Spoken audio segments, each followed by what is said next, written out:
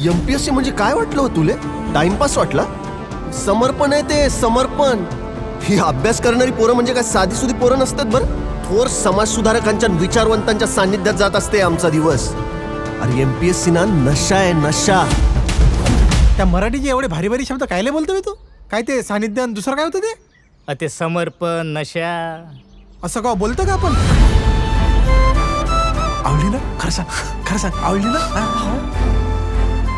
ते पक्षी बोलतात का काय तुझ्याशी? अव हे पक्षीच नाही, हे सारं जंगलच बोलते याच्याशी. मुलगा कलेक्टर झालाय, लईच वर चढलाय. तू ते राज्यसेवेची परीक्षा होती ना, हा, ते स्थगितिका काय असते ना, ते आले म्हणते त्याच्यावर. कोण येईल निवडून?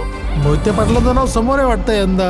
हो ना, ते देशमुखाले आपण 2 टर्म निवडून आणलं पण त्याने स्वतःच घर भरलं.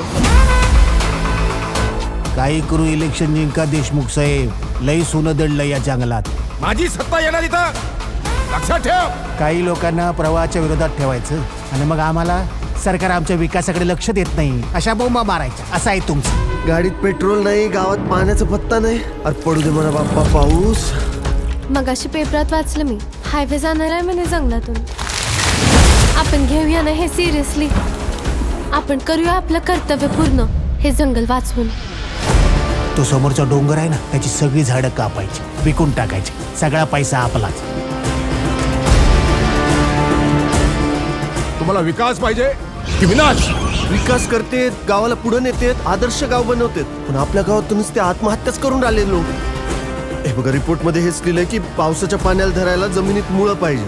आता झाडच तोडली तर मुळं काय जमिनीच्या वरती उगवणार? जीव वर आलाय काय रे तुझा? पंख फुटले, छाटून टाकी ना.